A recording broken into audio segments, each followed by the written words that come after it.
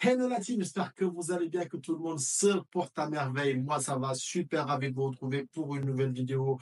Alors aujourd'hui, special guest, invité spécial, Enzo Moussa Metsu, fils de feu Bruno Metsu. Donc, on va parler de la vie de son père, de sa carrière, de la relation qu'ils avaient. Bref, on va essayer de toucher à peu près tous les points, Inch'Allah. On va aussi faire un focus sur Enzo. Donc, qui va aussi nous parler de son projet et de sa vie. Donc voilà les amis, on n'oublie pas de s'abonner, de liker, de laisser des commentaires, d'activer la cloche, tout ce tralala, vous savez déjà. Sans plus tarder, on va rentrer dans le vif du sujet. Let's go!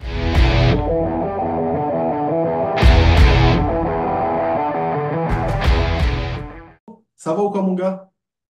Ça va et toi, super la forme? Bah écoute, bah ça va super comme on dimanche, on profite du week-end comme on peut. Et toi, ça va? Ça va, alhamdoulilah, mon frère. C'est un plaisir de te recevoir là, à travers la caméra. Bah écoute, plaisir partagé en tout cas. Du coup, donc là, en fait, dans un premier temps, je vais te laisser te présenter pour les gens qui ne te connaissent pas et puis on ira crescendo, Inch'Allah. Il n'y a pas de souci. Donc, moi, c'est Enzo Metsu, fils de Bruno Metsu, l'entraîneur du Sénégal en 2002. Et voilà, là, moi, actuellement, je vis aux Émirats Arabes Unis. Je suis ici pour quelques projets internes avec la fédération ici des Émirats pour du football et en même temps, quelques business sur place. Ok. Du coup, tu es né à Dakar, c'est bien ça? Exact, ouais. Moi, je suis né à Dakar, peut-être. Bon, j'aurais dû naître ici aux Émirats Arabes Unis, mais Mhm. la maman, elle a insisté pour que je naisse au Sénégal. Elle voulait que son piston, ça soit un Sénégalais. Tu vas souvent à Dakar, tu as habité à Dakar. Ça s'est passé comment en fait du coup? Bon, moi, ensuite, après ma naissance, je suis retourné aux Émirats Arabes Unis. Comme mon père, il était sous contrat avec le club d'Al Ain. Ok. Donc, j'ai dû faire peut-être un an ou deux à Dubaï, mais j'étais vraiment bébé. Donc, même avoir des souvenirs, moi, personnellement, j'ai pas les souvenirs. D'accord, ok, Moi, j'ai les ok. souvenirs de ensuite, après ma mère, on est parti au Sénégal. Donc, j'ai fait quelques. J'ai commencé un peu l'école là-bas et ensuite, allez, à partir peut-être de 5 ans, ouais, 5 ans, je suis 4 ans, 5 ans, je suis allé en France et puis j'ai passé ma vie en France, hein, de l'école Mhm. maternelle jusqu'au lycée. Ok, d'accord. Et du coup, ça me ramène à te poser la question fatidique. Est-ce que tu parles Wolof ou pas? Juste pour Ah, savoir. Dingle Wolof, tuuti rek. Tout est d'accord. Ah, tuuti rek. Ok. Et du coup, en fait, il t'arrive de parler Wolof avec ta mère ou pas du tout? Ah, voilà, c'est ça, exactement. Comme ma mère, elle me parle qu'en Mhm. Wolof. Donc, ça veut C'est dire que vrai? moi, je comprends le Wolof, hein. Tu peux me parler Wolof, je vais tout comprendre. Mais Ok. pour parler, le répondre encore, c'est encore, Ah, c'est il faut que je compliqué. m'adapte encore. En fait, il faut que je le pratique, tu vois. Ouais, Comme, mais après, face. comme je parle un peu beaucoup de langues, français, anglais, l'italien aussi, donc il y a beaucoup de langues qui sont confuses dans ma tête. C'est-à-dire même, je peux te parler voilà, je vais mélanger l'anglais avec. Non, t'inquiète pas, après, je te comprends parfaitement. Surtout que, après, comme on dit, tu vois, genre, le Wolof, c'est un mélange de français, C'est d'anglais, tu ça, vois, ouais. genre, il y a plusieurs langues dans le Wolof et tout. Après, je te parle du Wolof de Dakar. Du coup, là, je pense qu'on va rentrer dans le vif du sujet parce que Ok, pour la petite anecdote, donc là, j'avais fait une vidéo sur la carrière de Bruno Metsu, ancien entraîneur du Sénégal, celui donc qui avait ramené le Sénégal à la Coupe du Monde donc en Corée et au Japon en 2002 et aussi c'est ça, l'entraîneur ouais. qui a dirigé le Sénégal lors de la Coupe d'Afrique 2002 au Mali et a fait jouer donc au Sénégal aussi sa première finale perdue au tir au but face au Cameroun. Et donc, en fait, c'est à la suite de ça que Enzo a vu la vidéo et m'a contacté. Donc là, en fait, on a parlé entre-temps. Et donc, en fait, c'est de là qu'on a convenu de faire une petite interview, histoire de parler donc de la carrière de son père, mais aussi de parler aussi des projets d'Enzo, parce qu'en fait, il a beaucoup de projets actuellement. Donc là, en fait, je pense qu'on aura le temps de bien entrer dans les détails, Inch'Allah, au fur et à mesure de l'interview. Moi, dans un premier temps, j'aimerais bien que tu nous parles en fait de ton père en quelques mots. Ah, franchement, là, tu m'as posé une question, c'est difficile. Parler de mon papa en quelques mots, bon, je vais parler en quelques mots, mais il y a vraiment énormément de qualités pour décrire la personne que c'était.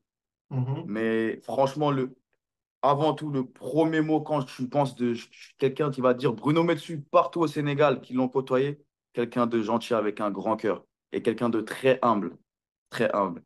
Mashallah. Mashallah. Mais du coup, en fait, quel souvenir gardes-tu de lui et de sa carrière d'entraîneur? Les souvenirs que j'ai de mon papa, je Mhm. t'enverrai des photos, comme ça tu pourras les mettre ici. Ok, ok. Euh, et moi, tous les trophées que mon père a gagnés, c'était aux Émirats Mhm. Arabes Unis quand j'étais né. Mhm. Maintenant, Mhm. tu sais Mhm. que j'étais pas né, mais mon frère, l'amour que le peuple sénégalais a porté pour mon père, c'est quelque chose de énormissime. Il n'y a Mhm. pas, Mhm. il y a pas une fois où je mets un pied au Sénégal. Dès que j'arrive à l'aéroport, ça commence déjà. Ça commence déjà, mais franchement, ouais, c'est vraiment ça déjà. Je pense que c'est un très beau hommage déjà que le peuple sénégalais il a fait à mon père. Parce que tu sais, dans la vie, quelqu'un qui décède, quelqu'un qui est parti rejoindre Allah, et que ses enfants marchent dans la rue, et que tu as le peuple, un peuple, c'est même pas des amis, c'est des gens que moi-même je les connais pas et que peut-être je serais jamais amené à les connaître. Ils viennent te voir et te disent ton père, c'était quelqu'un, te respecte, on veut faire photo avec toi, on veut ci, on veut signer les autographes. Ça, c'est quelque chose, c'est quelque chose d'énorme. Moi-même, dans mon cœur, je pourrais jamais dire parce que c'est quelque chose, c'est une fierté, c'est vraiment une fierté. Non, mais après, je te comprends. Moi, ce que je peux te dire par rapport à ça, c'est qu'en gros, en fait, c'est quelque chose de mérité dans la mesure où, faut se le dire, avant que Bruno Betsu ne prenne les rênes donc, de l'équipe nationale du Sénégal, franchement, le Sénégal, c'était pas trop ça, tu vois. En 2001, donc, il a réussi la prouesse de nous qualifier pour la Coupe du Monde pour la première fois de l'histoire du Sénégal. Chose C'est incroyable. qui n'est pas, c'est pas une petite chose. Donc, en plus de ça, faire une belle campagne donc, en Coupe d'Afrique, aller jusqu'en finale et perdre face au Cameroun au tir au but, nous ramener jusqu'en quart de finale de la Coupe du Monde en 2002 pour une première participation. Franchement, je pense que c'est ultra mérité. On puisse se rappeler de ce grand homme. Et voilà, moi, en fait, moi, juste pour ça, je comprends totalement le peuple sénégalais parce que moi aussi, je te cache pas, ce qui m'a poussé à faire la vidéo sur lui, c'est plus par rapport à ça. En fait, c'était un moyen de pouvoir lui rendre hommage. Parce qu'en gros, je pense qu'aujourd'hui, en plus des El Hadji Diouf, tout ça et tout, si on connaît mieux le Sénégal aujourd'hui, c'est en grande partie à cause de lui aussi, grâce à lui plutôt. Et donc voilà, moi, pour Et moi, en fait, ouais, je vais te raconter une anecdote que, ok, tu sais, moi et mon père, on était beaucoup proches. Ça veut dire que toujours on discutait. Et je vais te d'accord, raconter une anecdote qu'il m'a dit pour te dire à quel point les gens ne connaissaient pas en fait le Sénégal. Quand l'équipe du Sénégal, et tu pourras demander à tous les joueurs de 2002, quand d'accord. l'équipe du Sénégal, ils sont arrivés à la Coupe du Monde, il n'y Mhm, avait pas de respect. Ça veut dire que avant les veilles de match, tu sais, quand ils ont fait le tirage au sort, tu sais, toutes les sélections, ils avaient les limousines, les voitures privées, etc. Le Sénégal, quand mon père il va pour le tirage au sort avec le président Eladji Malik Souri, si c'est bien mhm. ça, Ouais, si je me rappelle absolument. bien, et avec Jules Bocandé pour aller faire le tirage au sort. Mon frère, il n'y a pas de limousine pour eux. Un jour, la veille du match contre la France, il y a un journaliste de la Gazzetta dello Sport, un journaliste italien, il dit à mon père, ah Bruno, c'est vrai que le Sénégal, ils ont eu de la chance de se qualifier, mais au Sénégal, il n'y a pas de football, il y a juste Youssou N'Dour. Et juste après l'interview, quand ils ont battu la France, le même journaliste veut interviewer mon père. Et tu sais, mon père, il aime ça. Ça veut dire, il lui dit quoi? Il lui dit, ah Bruno, magnifique, vous avez battu la France, c'est un exploit. Il lui dit, non, au Sénégal, il n'y a pas de football, il y a juste le Sundour. Mais c'est pour te dire que vraiment, les gens ne pensaient pas même battre la France. Ils se disaient, bon, la France, ils vont leur mettre peut-être même 7-0. Mais il faut savoir que dans la tête de tous les Sénégalais qui sont allés à la Coupe du Monde en 2002, tout le monde savait qu'on allait battre la France ce jour-là. Je t'enverrai des vidéos, tu verras. Des vidéos, les gars, ils s'entraînaient on n'avait même pas le droit d'aller s'entraîner dans le stade. On nous a refusé l'accès au stade pour s'entraîner. On s'est entraîné dans une chambre d'hôtel. Ouais, tu vois, une chambre d'hôtel, pas plus petit qu'une chambre d'hôtel. Et les gars, ils s'entraînent dedans, ça fait les passes à 10. Et mon père, il me disait qu'il a dû carrément stopper l'entraînement parce qu'il y allait avoir un blessé. Parce que tu sais que dans la tête de chaque joueur savait qu'il allait rentrer sur le terrain, il allait faire qu'une bouchée des Français. Et je pense qu'on l'a Machallah. bien vu on l'a bien vu sur le terrain. Franchement, ils l'ont bien rendu, franchement. Ouais, mais du coup, d'ailleurs, en fait, est-ce que tu peux nous partager une anecdote ou une histoire donc peu connue sur ton père qui illustrerait donc bien sa personnalité ou bien même sa philosophie de vie? Au niveau professionnel ou personnel, tu veux dire? Bah, peu importe, c'est à toi de voir. Bon, une anecdote sur mon père. Je vais te raconter une anecdote sur mon père parce que voilà, je vais te raconter une anecdote sur mon père aux Émirats Arabes Unis, Ok, donc avec un club. Donc ensuite, qu'il a pris la sélection. Il a entraîné Al Ain et ensuite mhm, il a entraîné l'équipe nationale des Émirats Arabes Unis. d'accord. Et il dit quoi? Tu sais, là-bas, c'est pas comme les Sénégalais. Nous, les Sénégalais, tu sais, c'est ouf, c'est la fête. Pas la fête boîte de nuit, tout ça, hein, mais dans l'hôtel, ça vide. Les gens, ils font le chine dans les chambres. L'autre, il Ouais, met good son life, quoi. balard. L'autre, voilà, ça se couche à 1 h du matin, 2 h du matin. Et ça, c'est le management de mon père. Parce qu'il y a des joueurs, il y a des entraîneurs. Les entraîneurs, ils ne tolèrent pas ça. Ils vont dire non. Demain, il y a veille de match, tout le monde à 20 h au lit, pas de musique, dormir, massage, repos. Non. Mon père, son style de management, c'était voilà, faites ce que vous voulez. Après l'entraînement, faites ce que vous voulez. Vous voulez sortir, vous voulez faire ci, ça regarde que vous. Mais sur le terrain, là, vous devez me le rendre. Et donc, voilà. Ça veut dire qu'ensuite, aux Émirats Arabes Unis, tu sais que là-bas, c'est les pays musulmans, les gens, ils sont à fond dedans, c'est vraiment comme ça. Et donc, ils étaient en stage, je pense. Ils étaient en déplacement. D'accord. Et mon père, il regarde. Il voit après, tu sais, après le repas, quand tu es en déplacement avec l'équipe, donc on mange tous ensemble, tout ça. Après le repas, c'est libre. On dîne peut-être à 20 h et ensuite tout le monde, il va dans sa chambre, il fait ce qu'il a à faire. Et donc, il voit après le repas, tout le monde monte dans sa chambre. Personne parle, aucun bruit. Il laisse passer une fois, deux fois. Ensuite, il convoque le capitaine. Il dit Mohamed Omar, what's happened? Qu'est-ce qui se passe? Vous êtes fâché? Vous êtes triste? Il y a l'enterrement? Et son capitaine lui répond il dit non, coach, c'est comme ça. Il dit ok, à partir de maintenant, tout le monde à 1 h du matin au lit. Tout le monde, on reste en bas, on met la musique, on fait la fête aujourd'hui. Ah ouais. Et ensuite, ensuite, ils ont gagné la Coupe du Golfe. Il faut savoir que la Coupe du Golfe, il y a Arsène Wenger qui est venu entraîner aux Émirats Arabes Unis. Je ne sais plus quel autre entraîneur. Je sais plus. Il y avait un autre entraîneur qu'Arsène Wenger qui est venu entraîner ici et personne n'a gagné cette coupe. C'est le seul entraîneur. Et jusqu'à aujourd'hui, on est en 2024. C'est le seul entraîneur à avoir gagné cette coupe avec l'équipe nationale des Émirats Arabes Unis. Pour voir en fait comment les joueurs ils lui rendaient cet amour en fait qu'il donnait. Mon père, c'était pas juste un entraîneur, un simple entraîneur avec ses joueurs où voilà, on se limite aux tactiques, à l'entraînement. Non, chaque joueur avec qui il est, c'est comme son enfant, c'est son ami. Faut ça, tu pourras, la Diouf, il pourra te témoigner. La Diouf et mon père, c'est comme des frères, des fils, papa. Et d'ailleurs, jusqu'à aujourd'hui, moi, je peux te témoigner des anecdotes. La Diouf, toujours, il vient chez moi à Paris. Quand mon père il est décédé, peut-être les vacances de 2014, j'ai passé toutes mes vacances avec lui et sa famille. Quand on vivait à Sali, El Hadjouf, c'est mon voisin. El Hadjouf et Khalilou Fadiga, tout le temps à la maison. Chien et chat avec mon père, toujours ensemble. C'est ce style de management qui a fait qu'aujourd'hui, c'est comme ça que les joueurs ils lui rentrent sur le terrain. Franchement, tu vois, les joueurs, ils peuvent se tuer pour lui. Pour te parler de Fadiga, je vais te dire une anecdote encore, Ok, parce que ça me vient comme ça, en fait.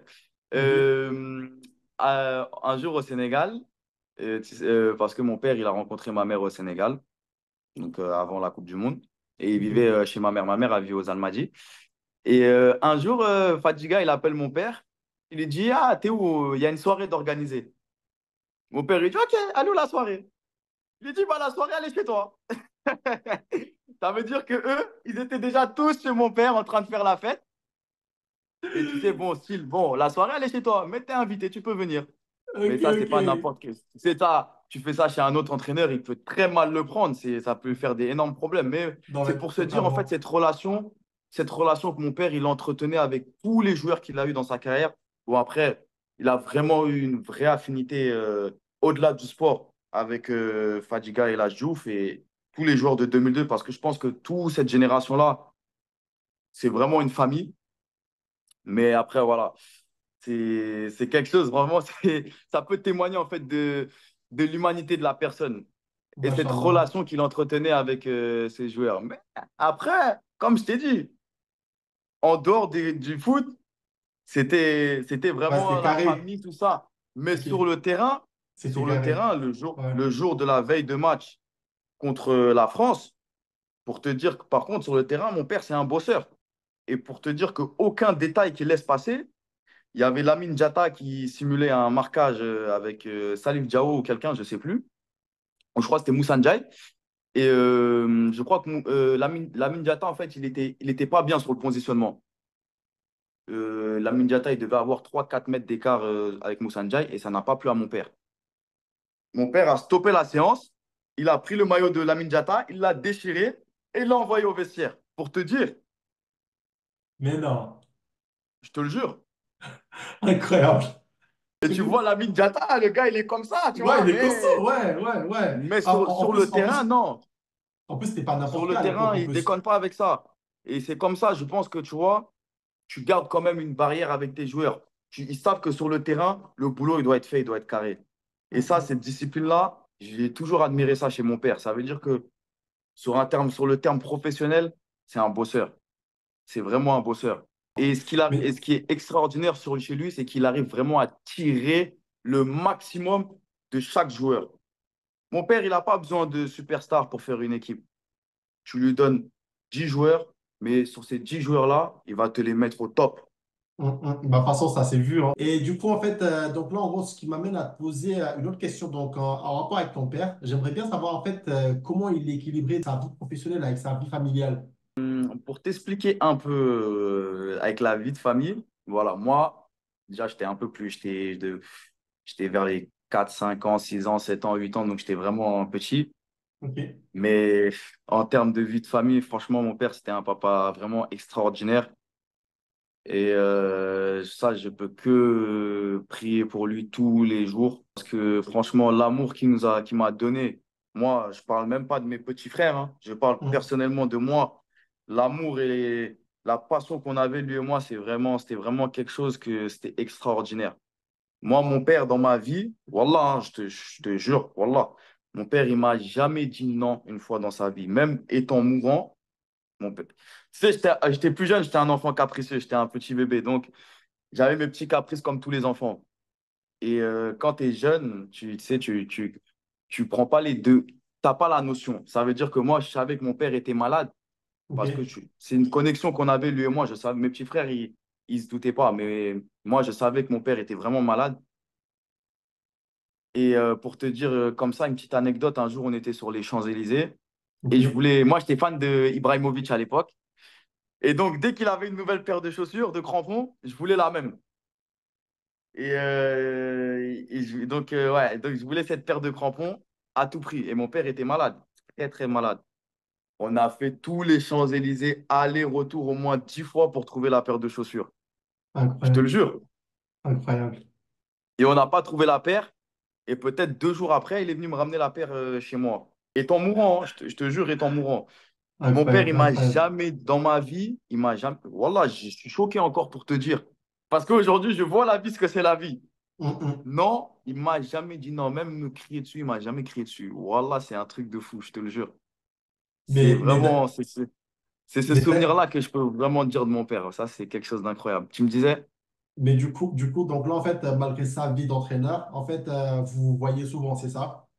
Vous voyez Donc, souvent. moi, comme je t'ai dit, moi, je vivais pas avec mon père où il travaillait. D'accord? Moi, je vivais en France. Donc, moi, je vivais avec ma maman, la première femme de mon père. Ensuite, Ok. il a eu une deuxième épouse. Ok. Donc, moi, je vivais avec ma mère en France. Ça veut dire que moi, j'étais scolarisé en France, tout ça, tout ça. Et voilà, après, pendant les vacances scolaires, peut-être même pour te dire 1 semaine ou 2 semaines avant que les vacances ils arrivent, déjà, j'étais déjà dans l'avion. Et ouais, donc, bon, mon père, il avait les vacances de décembre et les grandes vacances, là, de mai jusqu'à août. Mais même quand j'allais et qu'il était en fonction, je le ressentais pas parce que il allait faire son travail, mais une fois qu'il rentrait, il nous a jamais privé de quoi que ce soit pour son travail. Ok, Après, certes, c'est vrai que les meilleurs moments pour te dire les meilleurs moments que j'ai passés avec mon père, c'est quand il était malade, comme il était plus en fonction. Et je pense que lui aussi, tu sais, quand tu sais que tu es amené à partir, tu redécouvres un peu la vie, tu profites bien de tes enfants. Ça veut dire que là, j'ai vraiment redécouvert, on va dire, encore une meilleure, peut-être encore, façon de mon père. Mais malgré qu'il entraînait, voilà, peut-être qu'il a entraînement à 18 h, c'est 2 h, 3 h, il rentre à la maison. machallah. C'est pas quelqu'un c'est pas quelqu'un qui va sortir. Il sait que quand je viens en vacances, toutes les activités qui sont à Dubaï, on va les faire. Et D'accord. ensuite, après, le week-end, il y avait les matchs, on allait voir ces matchs. Moi, c'est comme ça même. C'est en voyant mon père entraîner que j'ai voulu jouer au football, pour te dire. Parce que je pense que j'ai pris cette passion de lui. Ça, je l'ai pris de lui. Incroyable. Bon, du coup, Enzo, j'aimerais parler d'un fait avec toi, parce qu'en gros, je ne te cache pas, quand je préparais l'interview, je suis tombé sur une vidéo de toi donc, lors des obsèques de ton père, où tu Ouais. disais que donc, avant de mourir, en gros, en fait, il disait qu'il voulait être enterré au Sénégal, à Dakar plus précisément. Est-ce que tu pourrais nous parler de ce moment, s'il te plaît? Donc, en fait, je vais être honnête avec toi, tu vois. Moi, je connais l'amour de mon père pour le Sénégal, je sais. Parce Ok, qu'il faut dire que mon père, après sa carrière, c'est pas à Dubaï qu'il comptait faire sa vie. ok, Mon père, on a une maison à Sali. Et bah, d'ailleurs, il était en train de construire un hôtel pendant qu'il était malade. Cet hôtel, il est fini actuellement. machallah. Et voilà, donc son projet après le football, c'était vraiment de vivre au Sénégal, pouvoir faire une académie de foot peut-être au Sénégal, de continuer à travailler dans le football et grâce à ces relations qu'il a pu avoir, tu sais, dans ces pays de pétrodollars, pouvoir essayer de pouvoir faire bénéficier le Sénégal de tous ces accès au niveau technologie et encadrement que le football africain manquait. Ok, Donc, je pense que c'était normal que mon père soit enterré au Sénégal et pas ailleurs. Pour d'une, on a pu le constater à l'arrivée de son cercueil.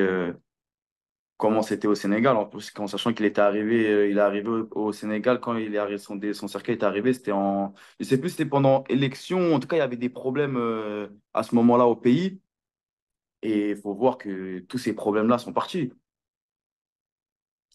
La preuve, toutes les grandes personnes du pays étaient réunies au moment du décès. Et je tiens d'ailleurs encore à remercier le président Macky Sall pour tout ce qu'il a fait pour nous pour le rapatriement de mon père et tout ce qui a été pris en charge d'ailleurs. Parce que tout ce qui était les frais de rapatriement, billets d'avion pour la famille ont été payés par le gouvernement sénégalais. Donc ça, je incroyable. tiens déjà à dire un grand merci à tout ce gouvernement-là, au président de la fédération aussi, Monsieur Augustin Senghor. Parce que malheureusement, mon père, quand il s'est éteint, il n'a pas pu. Tu sais, il était dans un état vraiment, pour faire bref, il était vraiment, vraiment entre la vie et la mort, où vraiment il y avait la perte de la vision, il ne pouvait plus trop discuter. Mhm. Mais je sais que le mieux pour lui, c'était d'aller là-bas, dans un pays où vraiment on l'a respecté, on l'a aimé. C'était la moindre des choses que nous-mêmes aussi, sa famille, nous pouvons rendre au Sénégal, dans le sens où vous avez aimé notre père, mon père, on va l'enterrer chez vous. Mais du coup, à cet âge, tu avais conscience de ce qui se passait ou pas du tout? Comment tu l'as Si, vécu? moi, bien sûr, ouais, moi, tu sais, moi, j'ai eu une maturité vraiment tôt. Mhm. J'étais un enfant vraiment. Allah m'a facilité, m'a pas facilité, parce que des fois, c'est bien comme c'est pas bien. Mais moi, j'ai conscience de tout jeune. Tu sais, certains enfants, c'est comme ça. Il y a des enfants qui comprennent pas, mais moi, j'ai tout compris parce que je t'ai dit, j'avais une relation avec mon père, c'était fusionnel, dans le sens où quand il était malade, c'était en moi, je le sentais en moi.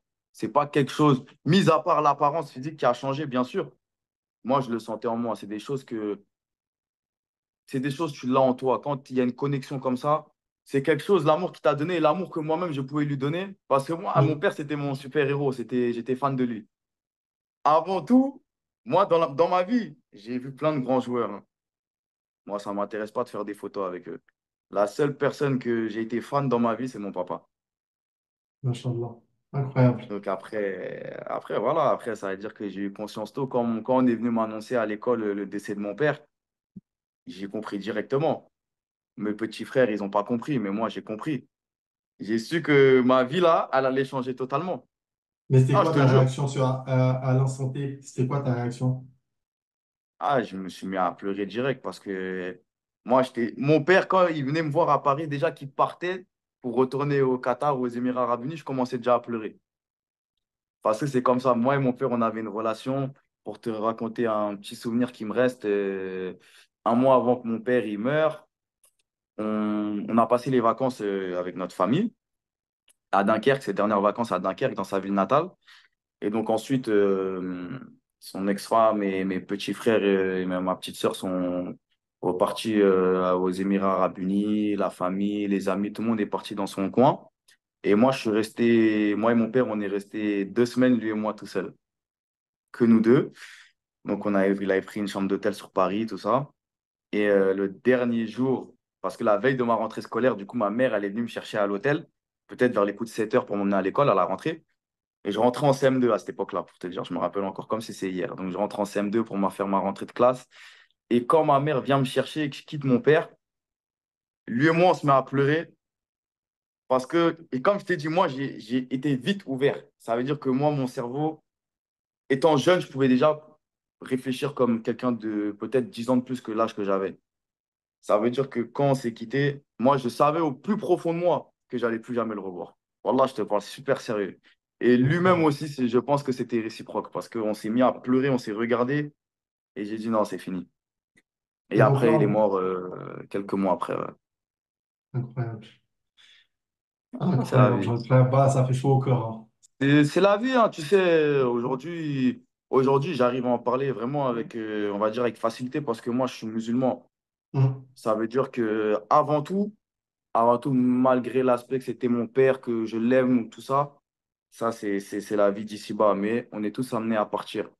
Et en tant que musulmans, nous, on n'a pas peur de la mort. On sait que on n'est pas né sur cette terre pour vivre éternellement. Donc, il a fini son cycle de vie. Il était malade. Moi, j'avais conscience de ça. Dès que j'étais à mes 10 ans, j'avais conscience que voilà, mon père était gravement malade, il souffrait sur cette terre. C'était peut-être la meilleure chose pour moi parce que mon père, il n'a pas été égoïste. Donc, moi, je ne peux pas être égoïste, pleurer pour lui tous les jours. Ça, c'est être égoïste parce que c'est pas ça que mon père veut. Mon père, il aimait Mhm. que tout le monde soit joyeux, happy, tout le monde y mange à sa faim. Donc, ça, je ne peux pas me permettre de me lamenter sur mon sort, pas réussir ma vie. Au contraire, je dois réussir ma vie pour la personne qu'il était. Ça, je pense Inch'Allah. que c'est surtout ça. La plus grande chose que je peux faire pour lui, c'est ça. Bah, c'est vrai, en plus, ça a raison, hein. Mais d'ailleurs, du coup, en fait, ça fait quoi de grandir sans figure paternelle? Surtout que, bon, j'imagine, comme tu l'as dit tout à l'heure, en fait, on parle tout le temps de lui, de ses prouesses, tout ça et tout. Du coup, en fait, ça fait quoi? Écoute, je te mens pas, quand tu es jeune, tu as 10 ans, c'est pas. Peut-être que mon père, il serait mort aujourd'hui, ça n'aurait pas été les mêmes difficultés que j'aurais traversées dans la vie. Parce que sans rentrer dans les détails, tu sais comment c'est chez nous en Afrique après tout ça, les histoires de ci, ça, bref. Mais ça a été, moi, durant le décès de mon père, ça a été vraiment difficile, malgré l'aspect que mon père est décédé. Après, j'ai vraiment eu une vie très difficile et c'est pour ça que je remercie beaucoup ma mère de jamais avoir baissé les bras avec moi, surtout, et de m'avoir fourni une éducation qu'aujourd'hui, partout où je mets les pieds, d'abord, on respecte ma mère et on me respecte moi aussi parce que ma mère m'a appris les valeurs de cette vie, sans parler que l'argent aussi. Nous, on n'a pas connu l'argent. Ça veut dire que, alhamdoulilah, moi, je sais c'est quoi travailler. Je me suis levé le matin, j'ai travaillé, je suis allé à l'école, j'ai fait mes travaux comme tout le monde en France. Donc ça, je peux que remercier ma mère pour m'avoir donné cette éducation-là. Et malgré le décès de mon père, avec ses propres moyens que ma mère a eu, avoir subvenu à tous mes besoins. Franchement, ça, c'est le plus gros cadeau qu'elle a pu me faire sur cette terre. Et après, voilà, grandir sans papa, bah, c'est difficile pour tout le monde. Tu sais, on est des garçons, ça veut dire que quand on déraille un peu, faut toujours le papa à côté. Et puis même, surtout quand tu as eu un papa comme le mien, qui t'a jamais refusé quelque chose dans la vie, du jour au lendemain, ça te change la vie, elle change d'un coup. Pour te Ouais. dire, là, je suis à Dubaï, ça fait 10 ans que je suis pas venu ici, hein. Après le décès de mon père, ma vie, elle a totalement changé. On va dire, je suis passé du strass et paillettes à la vie normale. Non, mais j'imagine. Et du coup, en fait, lequel de ces accomplissements t'ont le plus marqué? Franchement, moi, pour te dire, parce que tous les Sénégalais pensent que mon père, c'est juste au Sénégal. Ok. Mais dans ce pays-là où je suis là, le pays du golf, comment te donner un exemple? Pep Guardiola, José Mourinho, c'est comme ça qu'ils voient mon père ici. Vraiment, pour te donner des anecdotes, le président des Émirats Arabes Unis, le Cheikh Mohammed, d'ailleurs aussi que je salue, parce que lui aussi, il a fait vraiment beaucoup pendant que mon père était malade, durant son hospitalisation, il a tout pris en charge. Donc vraiment, ça aussi, c'est pour te dire encore la reconnaissance des gens qu'ils ont eu pour lui ici. Mon père était Incroyable. malade. Tous les chirs de ce pays et du Qatar appelaient mon père pour lui dire, Bruno, demain, il y a un jet privé qui est prêt pour toi pour t'emmener aux États-Unis, à Shanghai, dans les meilleurs hôpitaux. Je te le jure. Mm. Mm. Maintenant, pour parler au niveau du succès qu'il a eu ici, c'est vraiment incroyable, incroyable. Jusqu'à encore aujourd'hui, je vais à l'hôpital. Des gens à l'hôpital me disent, ah, your father is Bruno Metsu, coach of Al Ain, coach of this, coach of this. Yes, you don't pay hospital today. Incroyable. Des gens qui imaginent juste, parce que ici, ces gens-là, les chirs, tout ça, ici, c'est pas comme en Afrique, c'est pas comme en France, c'est pas les Macron, c'est pas ça. Ici, c'est vraiment j'irai pas à dire des dieux parce que c'est haram ce que je vais dire, mais vraiment, mon frère, c'est une adoration qu'ils ont envers eux, c'est incroyable. Leurs têtes sont Mm. partout dans la ville. C'est des super-héros ici. Ça veut dire que quelqu'un, imagine-toi un local, un Émirati, qui attrape le shir pour dire, excuse-moi, je veux faire une photo avec Bruno Metsu, prends-nous en photo. Ouais, j'avoue, c'est grave. Et le gars, il dit à mon père, après, il dit, regarde, moi, je suis un shir, je suis un président, et on me demande, des gens de mon pays demandent de me prendre de faire, de moi, les prendre en photo. C'est quelque chose de ouf. C'est un truc de malade, hein. Je te parle sérieux, tu lui serres la main, il y a des gens, ils pleurent parce qu'ils lui ont serré la main. Mon père, il est venu dans ce pays-là. Je mets en écart ce qu'il a fait au Sénégal. Ce qu'il a fait Mhm. ici, mon frère, c'est incroyable. Ici, c'est pas des pays de football. C'est pas des pays de football. Les gars ici, ils connaissent rien du foot. C'est pas des pays de football. Ça fait peut-être, à l'époque de mon père, ça faisait peut-être 40 ans, 30 ans. La Champions League d'Asie, elle existe. C'est comme la Champions League d'Europe, mais en Asie. Même aller se qualifier, ils l'ont jamais fait. Mon père, il est venu 1 an, ils ont gagné la Champions League. Incroyable. Coupe du Golfe, la Coupe du Golfe des Arabes. Il est parti avec les Émirats Arabes Unis, gagner aussi la Coupe du Golfe. Dans des pays où les gens ne savent pas jouer le football. Ils n'ont pas cette notion du foot. Il a gagné avec Oh, eux. Pareil, parti là, au Qatar. je pense que pour faire la nuance, en fait, c'est comme si aujourd'hui, un coach prenait l'équipe de la Tanzanie et allait gagner la Coupe d'Afrique des Nations. Exactement.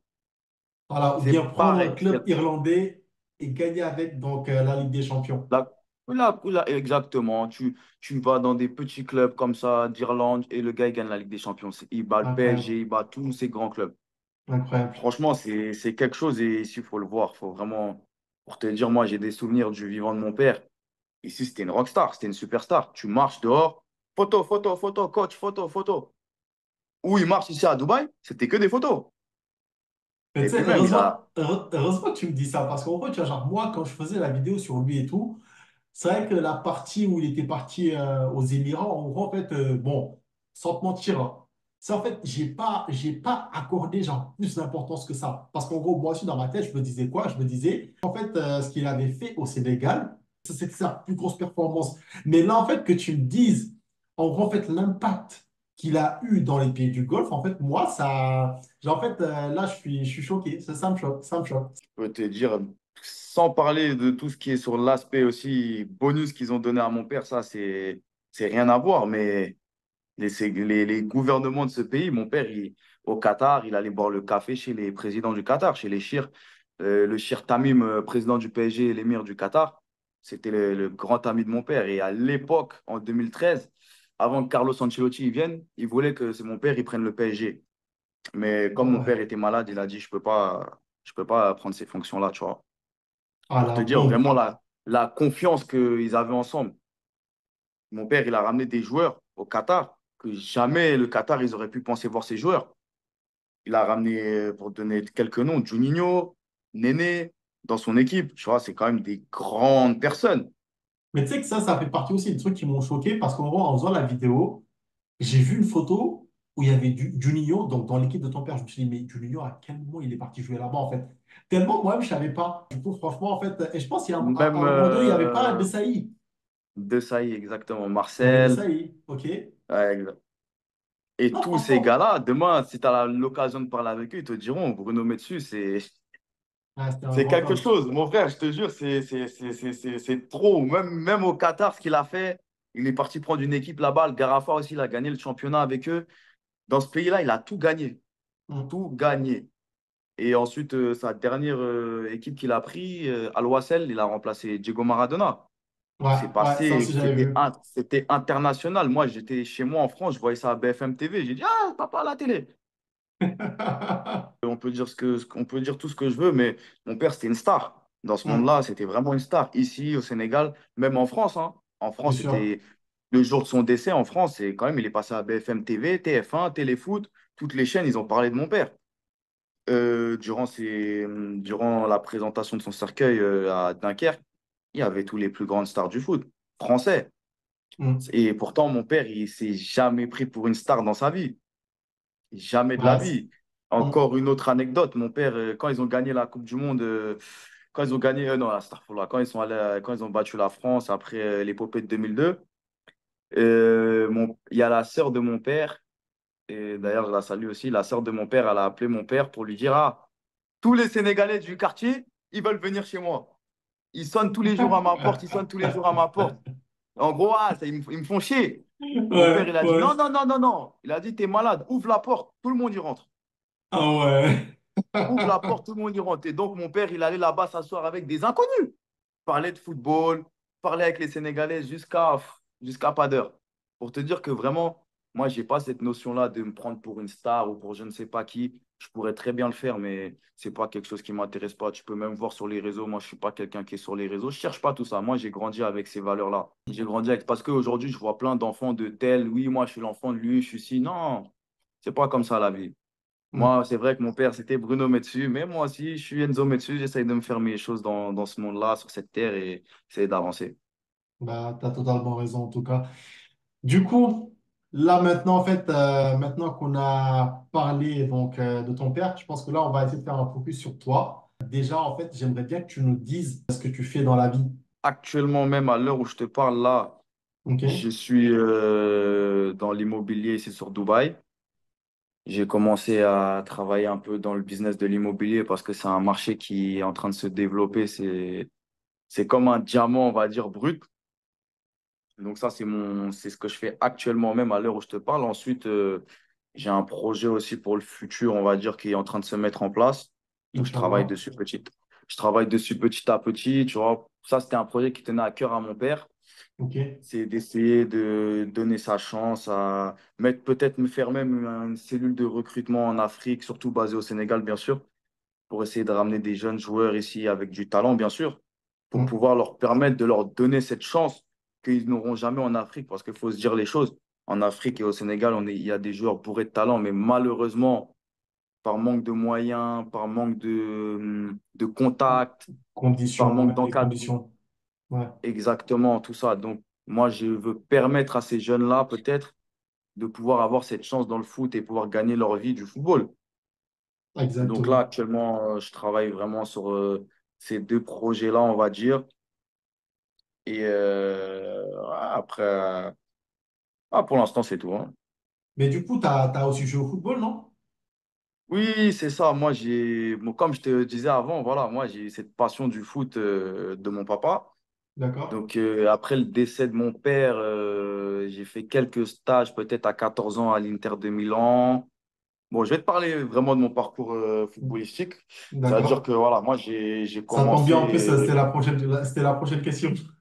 Eh ben voilà, on va faire une pierre deux coups. Donc moi, j'ai commencé à jouer en France, où j'habite. Ensuite, je suis parti à Milan. Et à l'âge de 15 ans, je suis rentré au centre de formation de Tours. Je suis resté peut-être 2 ans là-bas. Par la suite, je suis parti à Toulouse. Toulouse, ouais, je suis parti à Toulouse. Ensuite de Toulouse, j'ai eu un petit break avec le foot de peut-être 3 ans, ouais. Malheureusement, 3 ans, parce que voilà, pour des raisons surtout personnelles, rien à voir avec le football, c'est vraiment des raisons vraiment personnelles. Donc Ok. j'ai pris un peu de recul sur ma vie. Et après, je suis venu ici du coup. Avant, de base, je suis pas venu à Dubaï pour tout ça, hein. Tout ce que je t'ai dit avant, je suis vraiment venu ici de base pour jouer au foot. Donc, je suis venu ici, j'ai joué au foot. Malheureusement, le destin, enfin, j'ai joué ici avec Al Nasser. Le destin, il a fait que j'ai eu une grosse blessure quand je suis arrivé ici, Ok. peut-être 3 mois après. Donc là, actuellement, je garde toujours ça dans un coin de ma tête. Déjà, j'attends de me rétablir parfaitement parce que je pense que j'en ai un peu quand même pour un an et demi. Ok. Donc voilà, j'attends de récupérer vraiment toutes mes capacités après pour voir tenter peut-être dans un autre club ici. Bon, ça, c'est pas le problème, c'est pas les offres qui manquent dans ça. Surtout que j'avais vu une vidéo sur ta page Instagram. J'avais vu Ouais, une vidéo, genre, je crois que tu joues au quartier. ouais, Et c'était une canne de quartier. ouais, et moi, quand j'ai vu la vidéo, je me suis dit, waouh! Parce qu'en gros, vu comment tu as mystifié le défenseur, tout ça et tout, je me suis dit, waouh! Celui-là, en fait, ça se voit, il a du talent et tout, tu vois. Donc là, je pense que ce serait dommage de laisser passer ça, hein. Non, bah, franchement, tous les jours, on me dit c'est quand tu viens, toujours on m'appelle, viens ici, on veut te regarder. Mais moi, je suis quelqu'un, j'aime bien être à 100% de mes capacités parce que voilà, quand je viens dans un club ici, faut dire la vérité. Avant tout, de regarder si je suis un bon joueur. Les gens, pour avoir une chance ici, c'est pas à tout le monde qu'on donne sa chance. Ça veut dire que quand je viens ici, avec le nom que je porte, j'ai pas le droit à l'erreur, dans le sens où, bon, en vrai, je peux m'en foutre, hein, mais moi, j'aime ce que je fais de une, et moi, j'ai du respect pour le nom que je porte. Ça veut dire que quand je vais ici dans un club, on va me proposer un contrat à la fin, parce que je sais ce que je propose. Non, mais je vois ce que tu veux dire. Mais du coup, donc Voilà. là, en fait, donc là, si je comprends bien, en fait, tu aspires toujours à faire carrière, donc tu aurais été un foot, c'est ça? Exact, oui. Ok, d'accord. Mais en parallèle, en fait, moi, en fait, j'aimerais bien que tu nous parles de ton projet. Genre, parce qu'en gros, c'est vrai que tout à l'heure, en fait, tu l'as effleuré. Mais en fait, j'aimerais bien Ouais, que tu nous parles de ce projet. Et parce qu'en gros, en fait, donc là, si je comprends bien, en fait, le projet, c'est d'aller au Sénégal, d'organiser des détections pour pouvoir donc prendre les meilleurs joueurs donc, du Sénégal, tout frais payé, bien et sûr. les ramener donc dans le golf, histoire qu'ils puissent donc intégrer les clubs, c'est ça? Mais Exactement, c'est tout à fait voilà, ça. est-ce que tu peux plus nous en parler, s'il te plaît? Parce que je trouve que Ah, c'est intéressant. donc, franchement, tu l'as super bien résumé. Tu m'as fait la moitié du travail. Voilà, donc comme tu as dit, le projet, c'est vraiment d'aller au Sénégal, implanter vraiment, moi, des gens de mon entourage de confiance, surtout qui savent, parce que moi, je ne pourrais pas rester tout le temps au Sénégal pour ça, C'est mais sûr. vraiment mettre vraiment un petit mois, 2 mois de détection, d'intense travail intense, pour pouvoir regarder vraiment sur, même un an. Je veux vraiment faire un truc sur un an et faire une sélection au moins d'une centaine, trentaine de joueurs les meilleurs, et pouvoir les ramener ici aux Émirats, comme tu as expliqué, tout frais payé, bien sûr. Et déjà pouvoir leur laisser la chance de faire un essai ici, et surtout après leur permettre d'avoir l'accompagnement qui va ensuite avec. Parce que c'est bien beau, peut-être le gars, il peut signer ici, et ensuite, ça se passe comment? Parce qu'il faut savoir qu'ici, on est dans un pays où, voilà, on te juge par rapport au passeport, on te juge par rapport à ta nationalité, d'où tu viens. Des joueurs africains à Dubaï, il y en a plein. Maintenant, payés, il n'y en a pas beaucoup. Avec des bonnes situations de vie, il n'y en a pas beaucoup.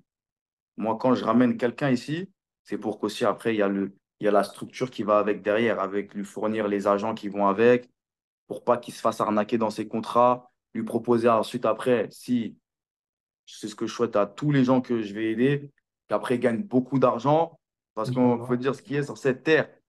Mm. Être gentil, être la religion, c'est bien, mais aussi sans Khalis, tu fais rien dans la vie. Donc, moi, proposer des investissements en rapport aussi avec ce que je fais dans l'immobilier, proposer des plans d'investissement, de quoi faire de l'argent à côté, pour avoir, quoi qu'il arrive, une sécurité dans la vie. parce Ouais, qu'on ne sait j'avoue. pas de quoi qui est fait demain. Donc Ben, c'est vraiment, moi, important je en veux être plus. vraiment, tu vois, le rôle d'ami, de grand frère, quelque chose de vraiment, on va dire, carré. Et c'est normal, c'est ce qu'il faut. Parce que Mhm. tu peux, moi, je suis cette personne, quand je t'ai dit, moi, j'ai pris de mon père. Moi, je suis quelqu'un, je ne peux pas prendre quelqu'un avec moi, lui promettre quelque chose et jouer avec sa vie après par derrière. Ça, c'est, en tant que musulman, je trouve que c'est la pire des choses sur cette terre. Non, mais t'as raison, en plus, t'as raison. Et du coup, là, en gros, tu m'as dit tout à l'heure que le projet il était en cours, c'est ça? Exact. Le projet, il est en cours. J'ai déjà commencé à ramener des joueurs ici. D'accord? D'ailleurs, j'ai ramené ouais, quelques joueurs ici aux Émirats Arabes Unis déjà, dans des clubs à Dubaï. Mais Ok. vraiment, moi, je veux faire vraiment quelque chose de vraiment structuré, de vraiment carré. Mais j'ai déjà commencé à ramener des joueurs. D'ailleurs, tu pourras après partager ma page Instagram. S'il y a des jeunes joueurs Sûr, intéressés, sûr, sûr. ils Bah, m'envoient les CV, des vidéos à l'appui et on peut voir déjà maintenant ce qu'on peut faire. Mais le projet en soi, il va se dérouler comme ça. Même peut-être, je suis en train. Tu vois, pas ça, c'est des choses, ça se fait sur le long terme. Je pense que ce que je t'ai dit, j'espère le faire pour l'année prochaine, tu vois. Essayer c'est de, la question que j'allais poser. même au Sénégal, tu vois, essayer de fournir logement aux personnes qui vont rentrer avec moi. Pour parler sincèrement, j'aimerais faire comme une académie, en fait, ce que font les académies en France, dans le sens où tu prends des joueurs avec toi sur un an dans l'académie, sur un an. Et après, voilà, sur ces peut-être 140 joueurs, essayer de tirer au moins 3 4 5 même 10 des meilleurs.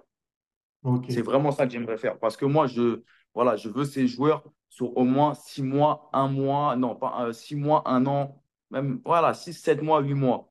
Vraiment ok. les avoir au contact, Genre tu vois. Et pour bien pouvoir observer, voir leur qualité, tout ça et tout. même à part observer, comme je t'ai dit, on connaît les difficultés que traverse le Sénégal. Ça veut dire que je sais très bien, moi j'ai joué au foot, donc je sais c'est quoi. Tu vas t'entraîner, tu n'as pas de voiture, tu n'as pas d'argent, tu rentres chez toi, je ne sais pas si la personne chez lui, s'il a même un lit pour dormir, et après tu viens t'entraîner.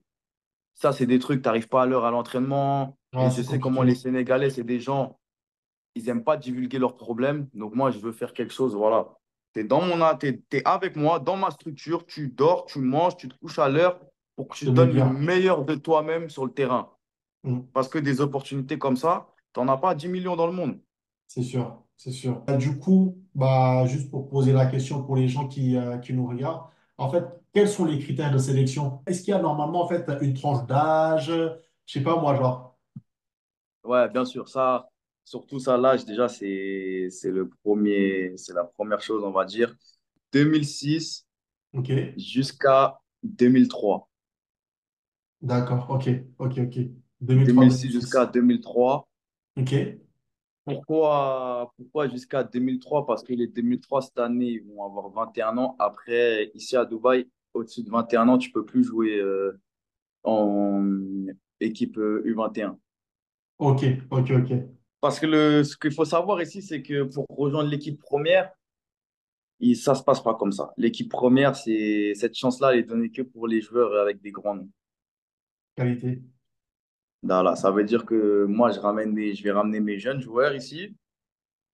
Après, j'ai fait ma partie du travail. Le terrain, il est pour eux. À eux de montrer ce qu'ils ont dans le ventre. Et il faut savoir qu'ici, franchement, pour passer en équipe première, t'es bon sur le terrain en 2 semaines, t'es avec la une. Hein. Un jeune Sénégalais, là, il jouait avec les U21, là, j'ai joué avec lui, il s'appelle Moussa, il jouait avec les U23, je crois, du Sénégal, je crois. Oui, U21, je sais plus. C'est pareil, hein, il a commencé en U21, même pas un mois, là, il marque des buts, il a été le meilleur joueur du match hein, il y a quelques mois de ça. Ici, ça va très très vite. Il faut savoir qu'en plus, plus tu es jeune, mieux c'est parce qu'après, en termes d'avantages aussi, il y a des avantages qui vont avec, tu vois. Mm. Un jeune joueur, tu peux lui faire la nationalité émirati pour qu'il joue avec l'équipe nationale parce que c'est surtout ça qu'ils cherchent ici, mettre des joueurs en équipe nationale. Donc, c'est une opportunité à saisir. Bon, en tout cas, moi, je trouve que c'est un très beau projet. Et Inch'Allah, j'espère que ça va marcher. En tout Amine, cas, donc là, je pense que là, déjà, je vais mettre tous tes contacts et tout, histoire que les gens ils puissent te contacter pour t'envoyer leur CV, comme tu as dit, et des avec plaisir. vidéos aussi. Et du coup, voilà, hein, je pense que là, on a fait le tour. Ton mot de la fin? Donc, le mot de la fin, je vais être assez bref, hein. Je vais te remercier d'abord pour le temps que tu m'as donné pour m'exprimer. Et ça a été un plaisir de discuter avec toi tout d'abord.